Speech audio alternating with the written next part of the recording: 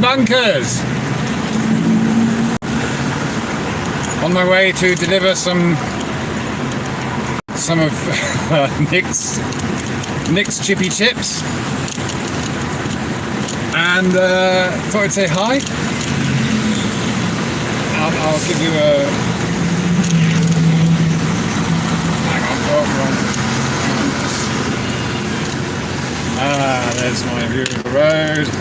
We've got a scrap metal truck in front.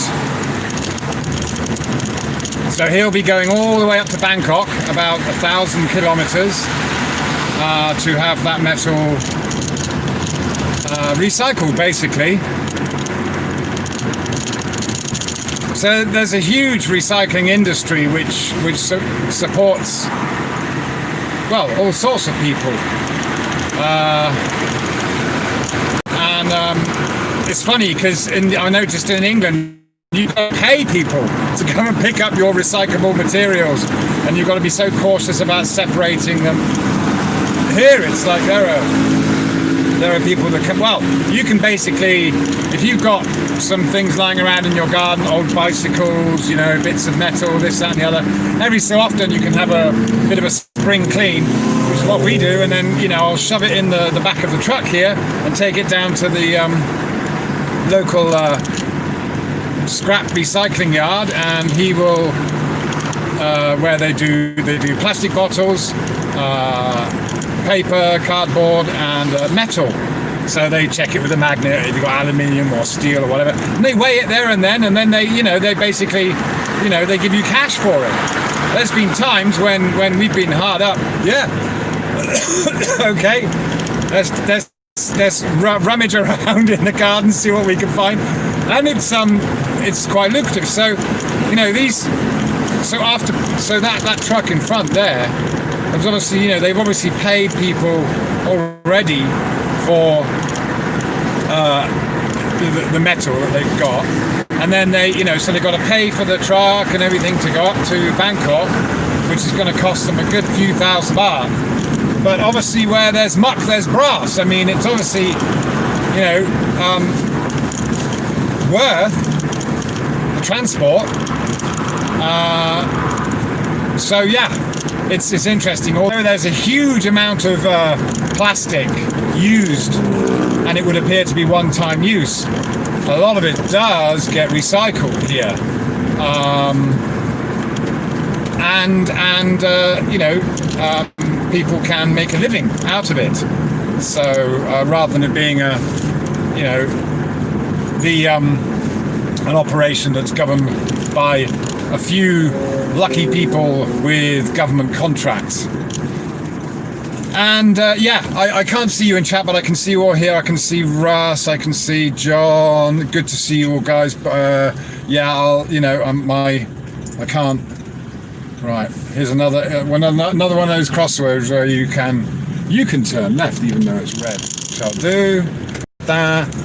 Yeah. Now look at that hill over there. Doesn't that look like someone lying down? Look at that. Check it out. Isn't that cool? Yeah, it's like someone has just laid down. A giant has just laid down there. It's fantastic, that. Yeah. So yeah. All sorts going on here. Not a lockdown yet, but the schools are off. And as I said before, there doesn't seem to be such a massive drive for the vaccines. I think really what's happening here is Thailand is playing its role on the international stage with its international neighbours and associates, and, you know, doing what it's kind of supposed to do, eyes of the international community. You know, so I think I've mentioned it before. There's a phrase we have in Thai which translates as putting the parsley on top, or the dressing on top. Yeah. So of course, you know, there are money-making opportunities in it.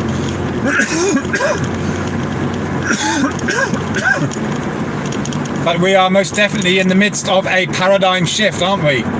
But it's interesting. I was reminded of, do you remember, if you're about my age, you know, late 40s, you'll probably, and you're in the UK, you'll probably remember the miners' strikes. I can't remember how long they went on for, but there were these pitched battles against the police for quite a time.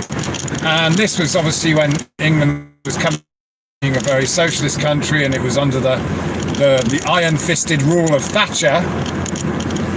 And of course, there was this, you know, this ongoing. Well, you know, it's interesting because Britain, the decision was made to change the industry, this coal industry, to nuclear.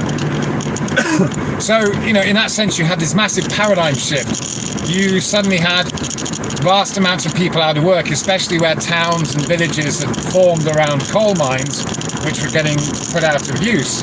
So, of course, usual thing where certain people in the know become benefactors, and those who cannot adapt will lose out. So, of course, you had the strikers, and you had the scabs, and you had the unions, and you had all this, that, but really, if anyone was to just kind of in that situation, and you know, you should realize fairly early on that, well, things are changing. Not a lot I can do about it apart from, you know, change my lifestyle, my occupation, my vocation, as it were.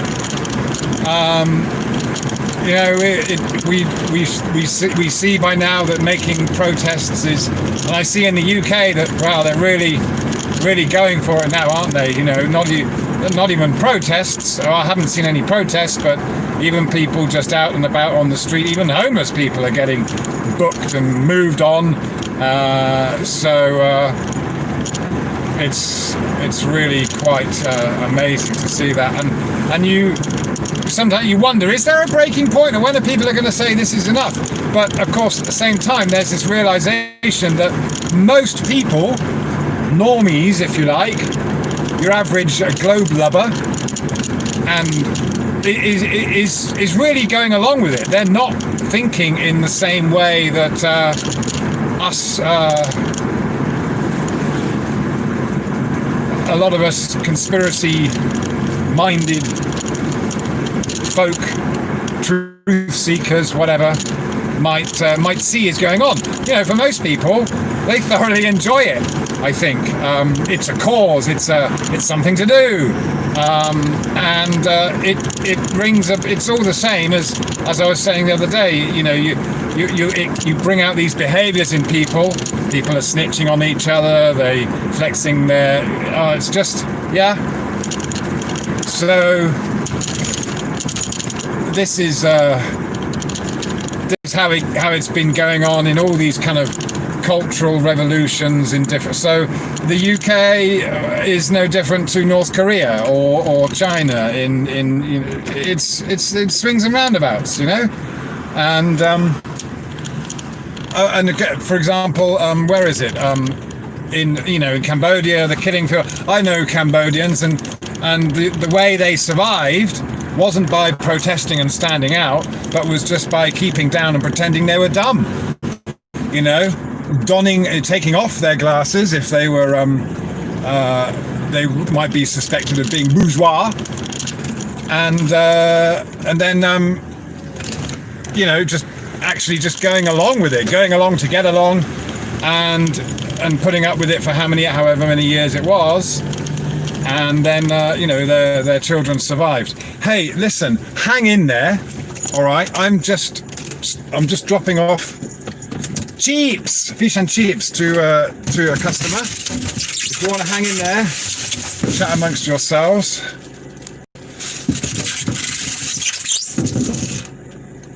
I'll show you what the customer gets. Come on, camera, turn around. Trying to turn. There. Fish and chip delivery, curry sauce, salt and vinegar in there, and a slice of lemon to go with the fish to make it more bourgeois. So listen, he's already paid. Won't be long. Got to deliver this. Leave the car running. Don't let anyone steal the car. All right, just a sec.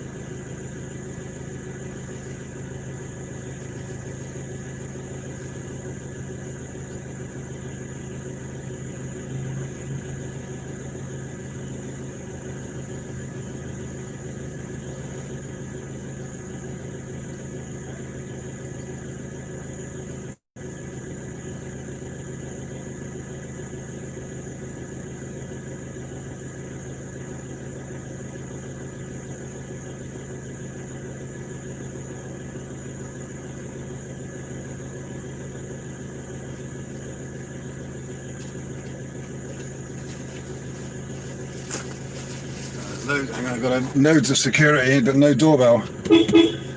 Bear with me, guys. Waiting, just give them a beep that I'm here.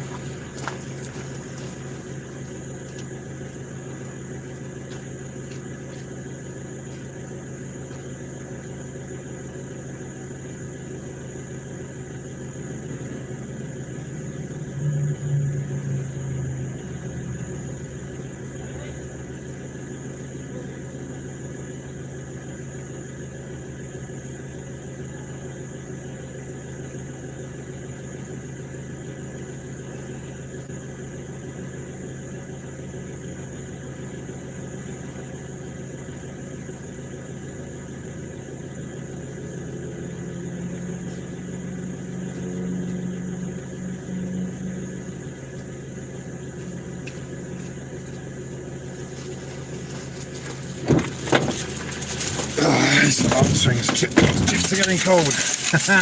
Hang in there, guys, hang in there. Let's go up and blast away in front of his house till he comes out. I would usually call and say, hey, I'm here outside your door, but then of course I'm doing a live YouTube video, so let's see if that makes it kind of. Bear with me, guys. This is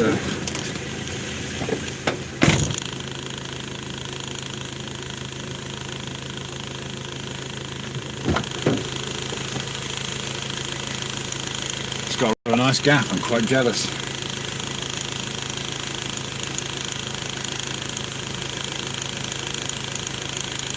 Hey man! Wondering where you got to?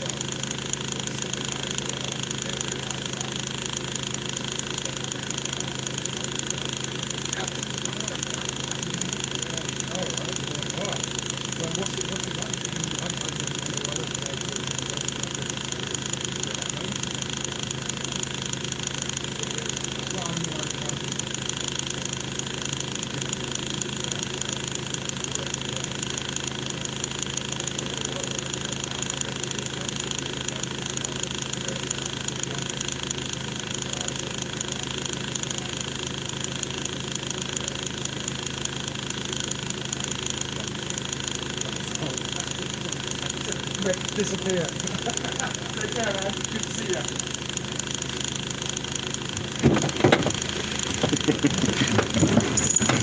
Right then. Okay. So you're still there? Oh, a minute. I'm gonna some guys behind me. Might run them over. Don't know what they're coming up the road to do. Promote something. Doing house-to-house sales calls. So you saw them coming. And we split. No, this is what I love. This is what I love about this is one thing, you're feeding people something that they enjoy, yeah, and you build up relationships with your customers. It's nice, I mean, this I'm losing money by coming this far, to be honest. To come up and see this guy. He just wanted one fish and chips and curry sauce, which is that's a loss because it's so far. And I'm using petrol. I could have come up on the bike, but then it was going to rain. Blah blah blah.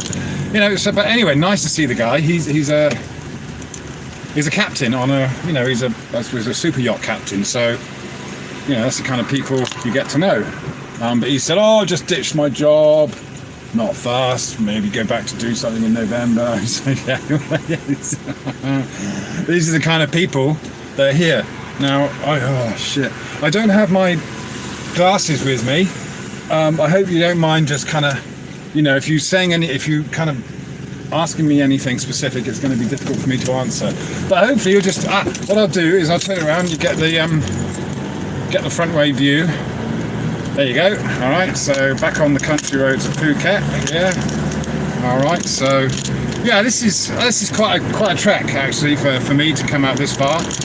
Yeah, it's one of those things where you're trying to run a business. It's like, well, sometimes you do something for a loss for a good customer, and it might pay dividends. Of course, then it comes to, well, do I hire people to do these deliveries? Would they give the same kind of service? Would they get there?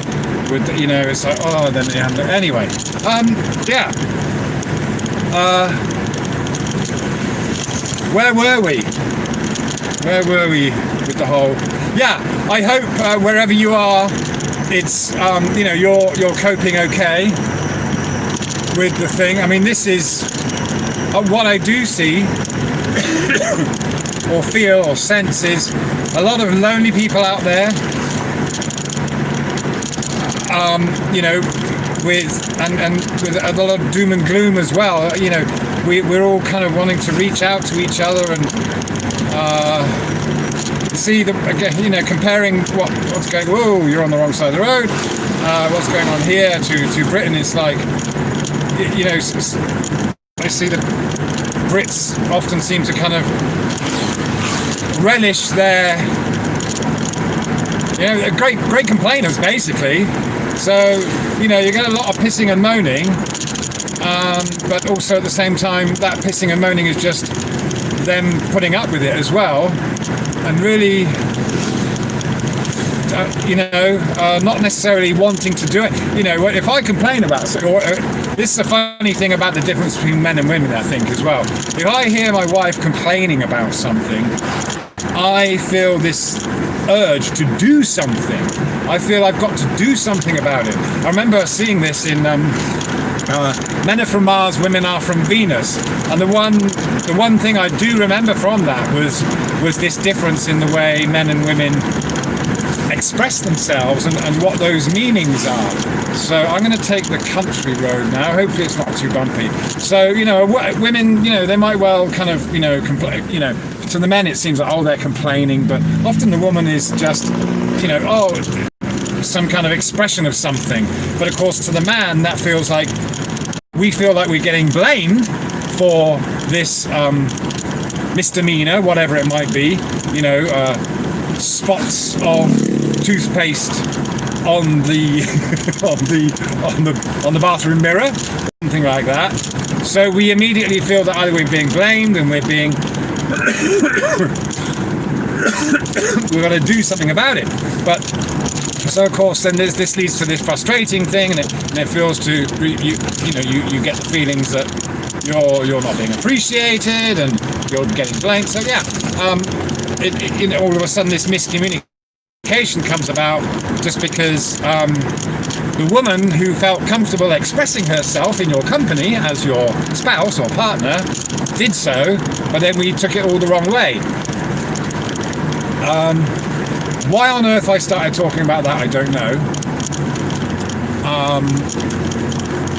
But I suppose it's, what I was talking about people, and obviously, I suppose referring to my customers mainly, having restarted doing the fish and chips, a lot of these customers, they really enjoy the chat and the connection there, and I do too. As I say, it's nice to know that you feed someone and they appreciate what you've fed them. If I could do this for free, I would. I get immense enjoyment out of it, but of course it's also a living. Well, that's fantastic, really, making a living doing what you enjoy, but it only sending out 2, 3, 5 orders a day can turn into a lot of work, but it's not necessarily a living. I have to do all my other work as well. It's just one of those things. But I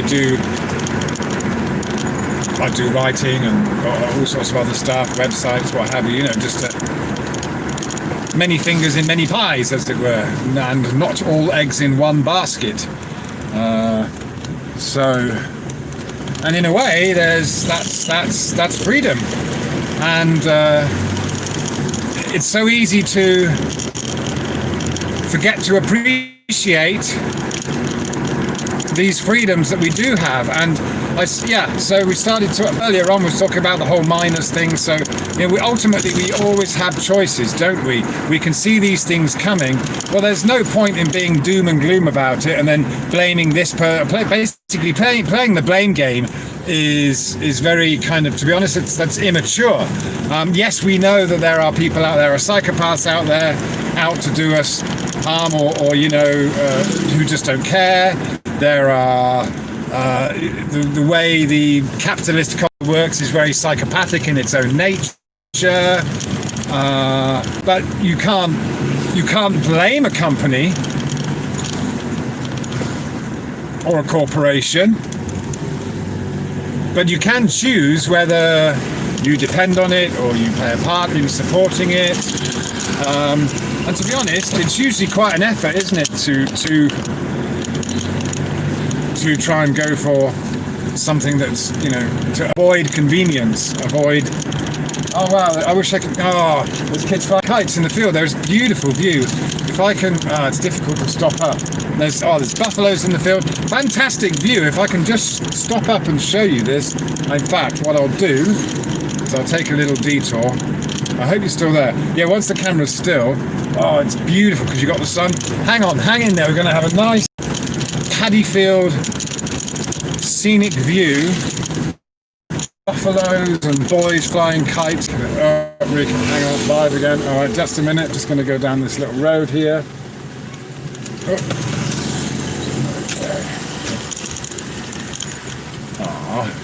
Can't really see it now.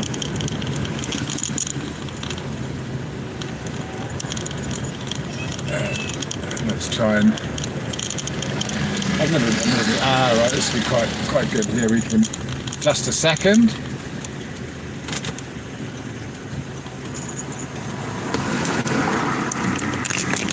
This lovely view of there's buffaloes over there, there's kids flying their kites. Fantastic.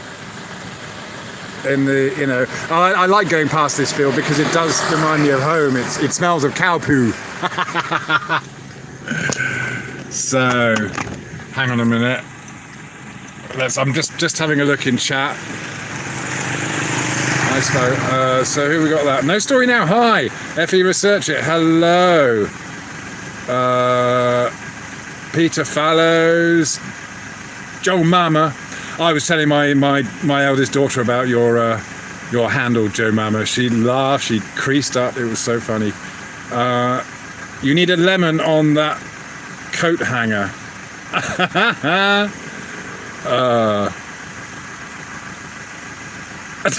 Three people went in the car. Yeah, so sorry about that.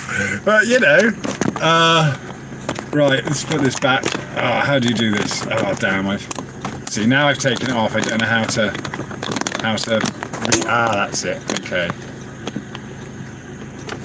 Yeah. Right. I gotta. This would be interesting. I gotta either just follow this road and see where it goes, and see if I can come out somewhere else. Isn't that a lovely sunset? It's beautiful, isn't it? So it's just so you know, it's about 12 minutes past 6 in the evening.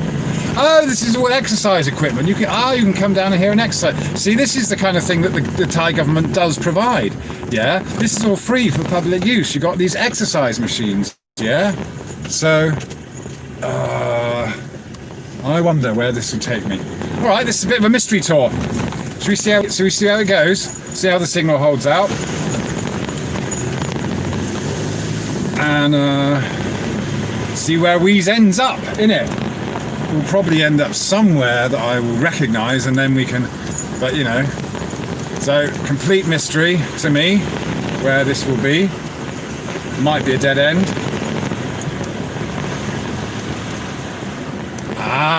Okay, alright, I've sussed it. Yeah, I've just got to turn right here, I think, and I should be back heading the way I was. Yeah, that's alright.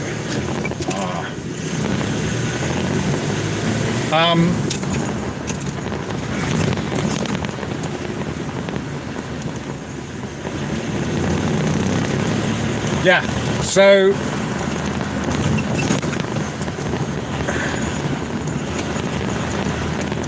Yeah, I mean, as I was saying earlier on, I see Thailand doing just what it's always done. It's played its role. It's put the dressing on the top, and of course, I mean, for me to come into the country, I wouldn't be here if it wasn't for the support of some very some very generous individuals. Some of you are tuned in now, I expect.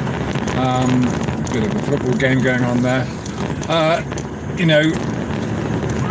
That's all in place, but of course, I was going to do a quick video on it, but it's just so, even if you show people how to do it, it doesn't make much difference. There was news in the UK about, 1,000 people reported dying of or with COVID in a day or a week or whatever, 24-hour period. So all right, boom. Well, there's a couple of things to take into consideration there. First, you go and look at the average death rate, and even back in a few years ago, 2018 or something, it worked out to be just over 1,000 people per day die in the UK, right? And so that's 1,000 people dying is normal in the UK. It's not higher than any other time. And of course, they're dying, they'd be, and of course, the newspapers do word it in the way that they should do, in order for anyone with a slight bit of who wants to really pick apart the story can do. And they would say die within, now what was it actually, the 1,000, I think it was, they died within 28 days of being tested positive with COVID. All right, so they're being passed, so there's 1,000 people die, and they're being passed off as COVID deaths. When, of course, what's happening is it has been policy in NHS trust institutions, even the outpatient departments, to test everyone that goes to hospital or is in a nursing home or whatever for COVID. So everyone's getting tested. Anyone who's going anywhere near a hospital is getting tested. Huge numbers of those results are getting tested positive for, false positives. There's no conspiracy theory about that. It's been admitted. Lots of false positives. You can look it all up. So, to the news that 1,000 people previously tested positive for COVID die in a 24-hour period means absolutely nothing. Bugger all. Absolutely nothing. Yeah, it's no, but of course, it's been absolutely sensationalized, and they've already got everyone where they want them. The fear thing. Everyone's just crapping their pants.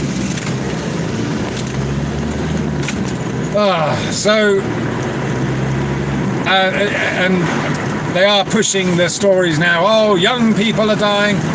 Well, again, it's the same thing. Young person, whatever illness they might have, 40-year-old, 50-year-old, goes in. Oh, let's sedate you and stick you on a ventilator and see how you do after 2 weeks of artificial breathing when you didn't actually need it. Yeah, well, they deserve a round of applause if they come out, an induced coma, for crying out loud. Beautiful bit of sun. So, again, I'm reading stories about these people that I referred to it the other day, and I do want to do a proper video on it, but there's a story in the Daily Mail of this man who was petrified.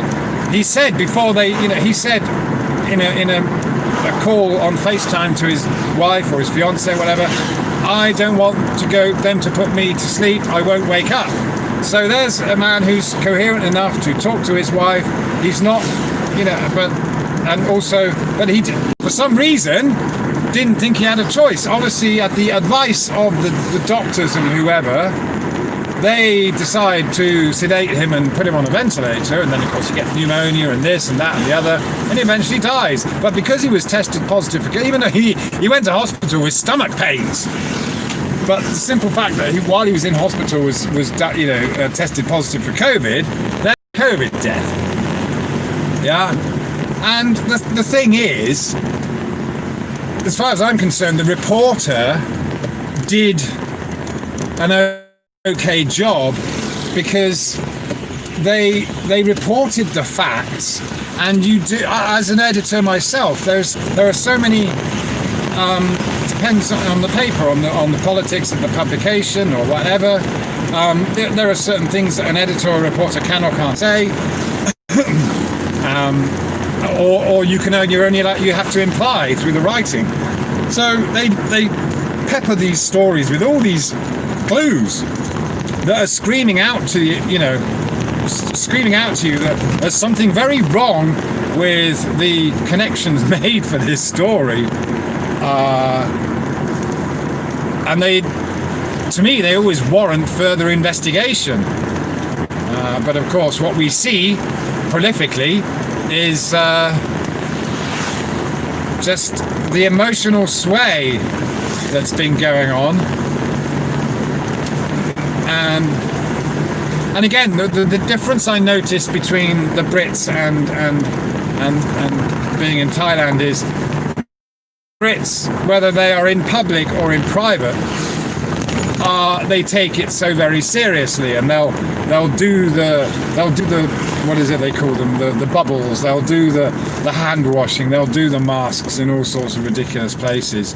But for the Thais, it seems to be, well, they'll do what they're supposed to do in public, but in private, they're really not taking it to that extreme. They're not as paranoid as your average Brit about actually catching it. They kind of know that it's, as I said, parsley on the pizza topping, or whatever you want to call it. Wow, some big long comments in chat there.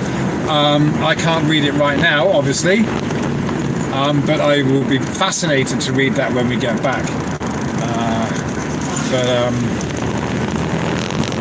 Yeah, you can see that this is quite a long journey. Yeah, this is just me going back home after that delivery. Yeah, so really, like I said, I'm probably losing money on that one. But yeah, Another thing I noticed about the difference between the UK and Thailand was I missed all those sounds of, for example, here every night the dogs down the road, they all howl, something will set them off, and off they go. And here I like the way that Thais allow just dogs to be dogs. But in the UK, it's dogs think. I think most dogs think they're humans, and it's lovely. The Brits are great dog lovers. There's nothing wrong with that. But it's funny because you'd be walking about, and then some dog will come up and sniff you and want to play with you or something, and the owner is going, "Oh, I'm sorry." I said, well, why you? I feel like saying, no need to apologise for your dog being a dog and doing its dog thing. It's funny. So Brits seem to be, they get embarrassed when their dogs do dog things rather than me. And it's like they're supposed to have taught them how to be a bit more civilised. They're supposed to be civilised dogs in England, not street dogs. So the moment they start behaving like dogs, then oh dear. It's also funny to see everyone picking up the dog poo. Yeah, and again, it illustrates the way habits are formed, and how I'm sure any doggo in England who went round without a bag and who didn't pick up their dog's mess would be.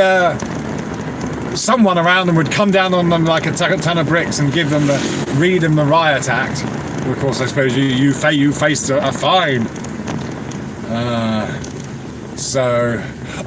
If you're still tuned in, we're going to go past the prison, which has just been finished after, I think it took 5 years to build. I think I mentioned it the other day.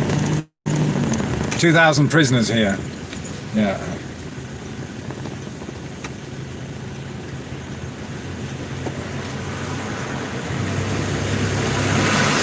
So yeah, they were all there it is in front here. It's got these, for ages I was wondering what it was, but it's right in front there. It's got these turrets all around it, really high walls.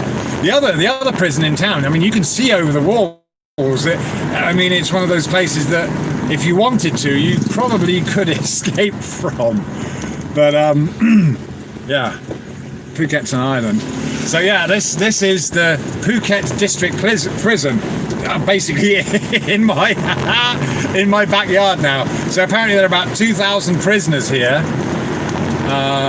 So considering that, I mean, they were in the prison in town, which was only built to house 1,000 people, but it had more than 3,500 people living in there. So it must be quite nice for these guys to kind of get out and maybe they've all each got a room for themselves. They might be loving it. Got their own condo rather than living squished up, 50 to a cell. Who knows? So yeah, these are the back streets. So this is a predominantly Muslim area now. So there's a mosque up here. And again, you have the Muslims and the Buddhists, whatever, all living next to each other. It doesn't mean that you can't be some other religion or nationality and move in, and there wouldn't be a problem. So yeah, I do hope you're there. So this is a little mosque here. So yeah. So all around here are Muslims, and so you can buy lots of food, chicken and things like that. You can't buy any pork, of course, but again, they don't get in each other's faces. I mean, a pork seller could wander through the neighbourhood and they wouldn't get molested or anything. It's just that no one would buy it from them. So yeah.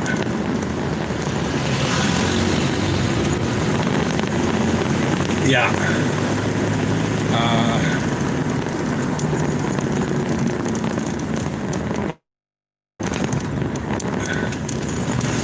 Cows, more cows. So yeah, ultimately, if I could just have a patch of land with some cows and sheep and chickens, that would be fine by me. Yeah. So this is it's getting dark now. Writing it now. Lovely story. Now that there are no tourists on the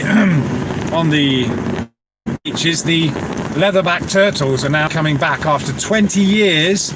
They are now that one came back on New Year's Day. Actually, it was quite funny because that night that we were doing, watching all the fireworks on New Year's Eve. At that time, there was a leatherback turtle, massive one. I think it weighed about 300 kilograms, apparently, by all estimates. Came up onto one of the beaches and laid eggs.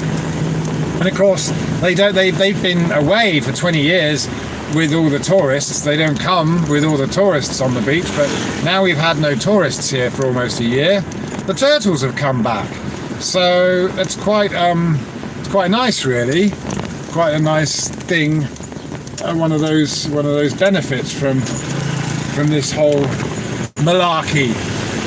Anyway, you might be able to recognise that we are coming up to the Davies residence now,